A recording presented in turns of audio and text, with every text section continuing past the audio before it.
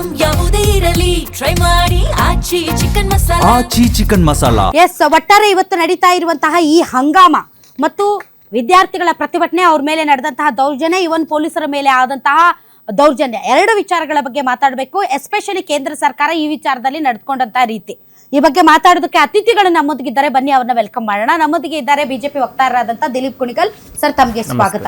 ಅದೇ ರೀತಿ AIDSO ರಾಜ್ಯ ಕಾರ್ಯದರ್ಶಿ ಮಂಡಳಿ ಸದಸ್ಯ ವಿನಯ್ ಚಂದ್ರ, ತಮಗೂ ಸ್ವಾಗತ. ಆಮ್ ಆದ್ಮಿ ಪಾರ್ಟಿಯ ವಕ್ತಾರರಾದಂತಹ ಡಾಕ್ಟರ್ ಸತೀಶ್ ಕುಮಾರ್ ಇದ್ದಾರೆ ಸರ್, ತಮಗೂ ಸ್ವಾಗತ. ಇನ್ನು ಹಿರಿಯ ನಾಯಕರು ಕಾಂಗ್ರೆಸ್ ವಕ್ತಾರರು ಆದಂತಹ ನಿಜಾಮ್ ಫೌಜಿದಾರ್ ಇದ್ದಾರೆ ಸರ್, ತಮಗೂ ಸ್ವಾಗತ. ಇನ್ನು ಎಡಪಂಥೀಯ ಚಿಂತಕರಾದಂತಹ ಪ್ರಗತಿಪರರು ಶಶಿಕಾಂತ್ ಇದ್ದಾರೆ ಸರ್, ತಮಗೂ ಕೂಡ ಸ್ವಾಗತ. ಇನ್ನು ಪೋಷಕರ ಸಂಘದ ಸದಸ್ಯ ರಘುಪತಿ ಇದ್ದಾರೆ, ತಮಗೂ ಕೂಡ ಸ್ವಾಗತ.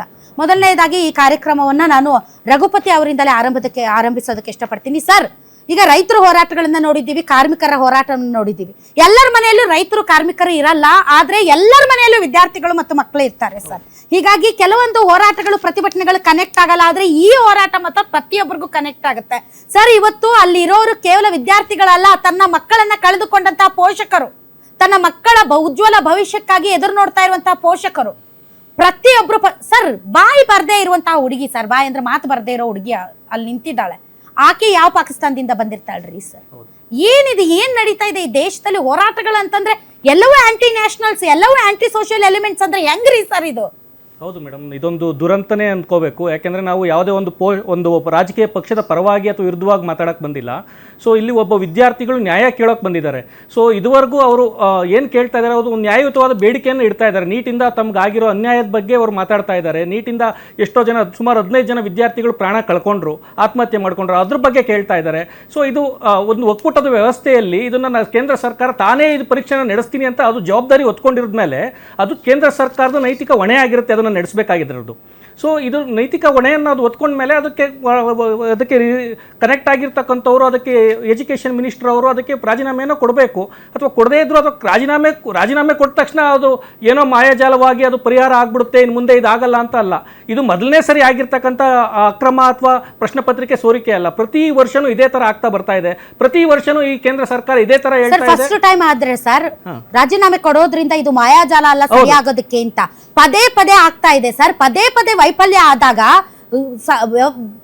ವ್ಯಕ್ತಿಯಲ್ಲಿ ಆ ತಾಕತ್ತಿಲ್ಲ ಅಂತ. ಹೌದು ಮೇಡಮ್, ಒಂದ್ಸರಿ ಆದಾಗ ಓಕೆ ಪರವಾಗಿಲ್ಲ, ಗೊತ್ತಾಗಿಲ್ಲ ಅನ್ಬೋದು. ಪದೇ ಪದೇ ಆದಾಗ, ಒಂದ್ಸರಿ ಆದಾಗ ಸರಿಪಡಿಸ್ಕೊಳ್ದೆ ಇರುವಂತಹದ್ದು, ಪದೇ ಪದೇ ಆದಾಗ ಸರಿಪಡಿಸ್ಕೊಳ್ದೆ ಇರುವಂತಹ ಸಂದರ್ಭದಲ್ಲಿ ರಾಜೀನಾಮೆ ಕೇಳ್ದೆ ಇನ್ನೇನ್ ಕೇಳ್ತಾರೆ ಸರ್ ಇವ್ರಿಗೆ?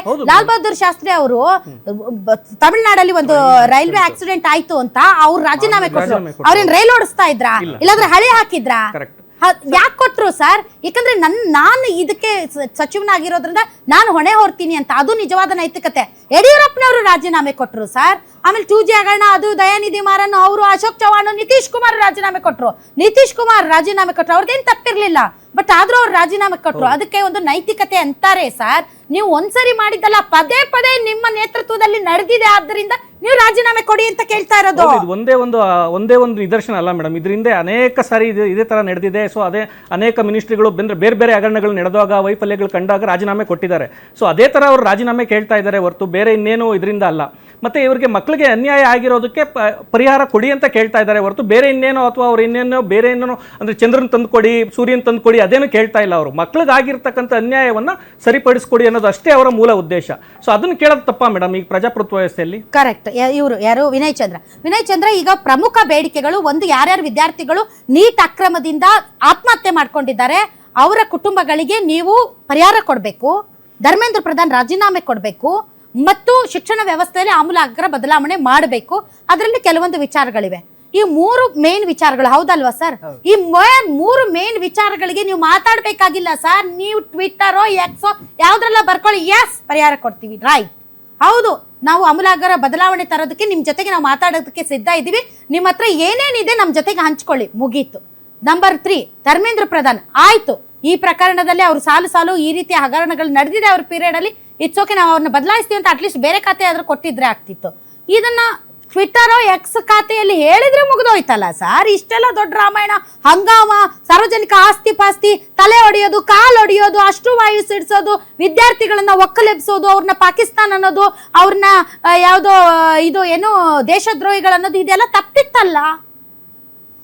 Correct ma'am. ಅದೇ ನೀವು ಮಾತಾಡ್ತಾ ಹೇಳಿದ್ರಿ, ನನಗೆ 2 ಪ್ರಮುಖ ಅಂಶಗಳು ಹೈಲೈಟ್ ಮಾಡಬೇಕು ಅನ್ಸಿದ್ದು. ಒಂದು ಅಕೌಂಟಬಿಲಿಟಿ, ಸರ್ ಕೂಡ ಹೇಳಿದ್ರು. ಎರಡನೇ ಅಂಥದ್ದು ಪ್ರಜಾಪ್ರಭುತ್ವ ವ್ಯವಸ್ಥೆಯ ರೀತಿ ಆಶಯ ಏನಾಗಿತ್ತು. ಅಲ್ಲಿ ನೀವು ಹೇಳ್ದಂಗೆನೆ ಇವತ್ತು ಇದು ಆಲ್ಮೋಸ್ಟ್ 2 ತಿಂಗಳಿಂದ ನಡೀತಾ ಇರುವಂಥ ಹೋರಾಟ. 22 ಲಕ್ಷ ವಿದ್ಯಾರ್ಥಿಗಳ ಭವಿಷ್ಯ ಇವತ್ತು ಯಾರು ಕೆಲವರು ನಿರ್ಲಕ್ಷ್ಯತೆಯಿಂದಾಗಿ ಇವತ್ತು ಆ ಮಕ್ಕಳು ಇವತ್ತು ತಮ್ಮ ಪ್ರಾಣಗಳನ್ನು ಬಲಿ ಕೊಡಬೇಕಾಗಿದೆ. ಅಲ್ಲಿ ಸರ್ ಕೂಡ ಹೇಳಿದಾಗೇನೆ ಸರ್ಕಾರದ ಕನಿಷ್ಠ ಜವಾಬ್ದಾರಿ ಇವತ್ತು ನೈತಿಕ ಹೊಣೆಯನ್ನು ಹೊರಬೇಕು. ಪ್ರಜಾಪ್ರಭುತ್ವ ವ್ಯವಸ್ಥೆಯ ಆಸ್ತಿ ಏನಿದೆ ಇವತ್ತು ಕನಿಷ್ಠ ನೀವು ಹೇಳುವಂಥ ವಿಚಾರ ನಮಗೆ ಒಪ್ಪಿಗೆ ಇಲ್ಲದೆ ಹೋಗ್ಬೋದು, ಬಟ್ ಆದರೂ ಕೂಡ ಅದರ ಬಗ್ಗೆ ಒಂದು ಸಂವಾದ ಆಗಿರಲಿ, ಚರ್ಚೆ ಆಗಿರಲಿ, ಚರ್ಚೆಯ ಮೂಲಕ ಪರಿಹಾರ ತಗೊಳ್ಳುವಂಥದ್ದು ನಡಿಬೇಕಾಗಿತ್ತು. ಅಲ್ಲಿ ಕಳೆದ ಕೆಲವು ದಿವಸಗಳಿಂದ ಹೋರಾಟಗಳು ನಡೀತಾ ಇದೆ, ಉಪವಾಸದಲ್ಲಿದ್ದಾರೆ. ಅವ್ರ ಬೇಡಿಕೆ ಏನಾಗಿತ್ತು ನೀವು ಹೇಳಿದ್ರಿ, ಪ್ರಮುಖ 3 ಬೇಡಿಕೆಗಳೇನಿದೆ ಆ 3 ಬೇಡಿಕೆಗಳನ್ನ ಇಟ್ಕೊಂಡು ಇಷ್ಟೊತ್ತಿಗೆ ಆಗ್ಲೇ ಇವರು ಒಂದು ಚರ್ಚೆ ಮಾಡಿ ತಾವು ನೈತಿಕ ಹೊಣೆ ಹೊತ್ಕೊಂಡಿದ್ರೆ ಇಷ್ಟೊತ್ತಿಗಾಗ್ಲೇ ಈ ರೀತಿಯ ಘಟನೆಗಳು ನಡೆಯೋದಕ್ಕೂ ಕೂಡ ಆಸ್ಪದ ಕೊಡ್ತಾರೆ. ಇವ್ರೇನ್ ಬಚ್ಚಗಳು ಪಾಪನೇನ್ ಎದುರಿಸ್ತಾರೆ ಅಂತ ಅನ್ಕೊಂಡಿದ್ರು. ಬಟ್ ಆದ್ರೆ ಇವಾಗ ಬಂದಿರೋರೆಲ್ಲ ಕೂಡ ವಿದ್ಯಾರ್ಥಿಗಳು, ಭಗತ್ ಸಿಂಗ್, ನೇತಾಜಿ ಇಂಥ ಮಹಾನ್ ವ್ಯಕ್ತಿಗಳ ವಿಚಾರಗಳನ್ನ ಎತ್ತಿಡ್ಕೊಂಡ್ ಬಂದಿದ್ದಾರೆ ಅನ್ನೋದು ಮರ್ತಿದ್ದಾರೆ ಅನ್ಸುತ್ತೆ. ಅಲ್ಲಿ ಇವತ್ತು ಅವ್ರ ಆಶಯಗಳು ಇದ್ದಿದ್ದೇ ಅದು. ಸರ್ ನೀವು ಅವ್ರು ಹೇಳ್ತಾರೆ ಅಲ್ಲಿ ಯಾಕೆ ಅಲ್ಲಾ ಹೆಸರು ಕೇಳಿ ಬಂತು, ಅಲ್ಲಿ ಯಾಕೆ ಇದೇನು LGBT ಕಮ್ಯುನಿಟಿಯ ಘೋಷಣೆಗಳು ಕೇಳಿ ಬಂತು, ಅಲ್ಲಿ ಯಾಕೆ ಇದು ಕೇಳಿ ಬಂತು, ಇಲ್ಲಿ ಯಾಕೆ ಇದು ಕೇಳಿ ಬಂತು, ಇವರು ತುಕಡೆ ಗ್ಯಾಂಗು, ಇವರು aunty nationals, aunty social elements, ಈ ತರದ ಬಹಳಷ್ಟು ವಾದಗಳನ್ನ ಕೇಳ್ತಾ ಇದೀವಿ. ಅಲ್ಲಿ ನಮ್ಮ ಒಂದು ರಿಕ್ವೆಸ್ಟ್ ಇರೋದು ಮ್ಯಾಮ್, ಈಗ ನಿನ್ನೆ ಕೂಡ ಅಷ್ಟು ಬಲಿಷ್ಠವಾದಂತ ಪೊಲೀಸ್ ಪಡೆ ಕೂಡ ಇತ್ತು.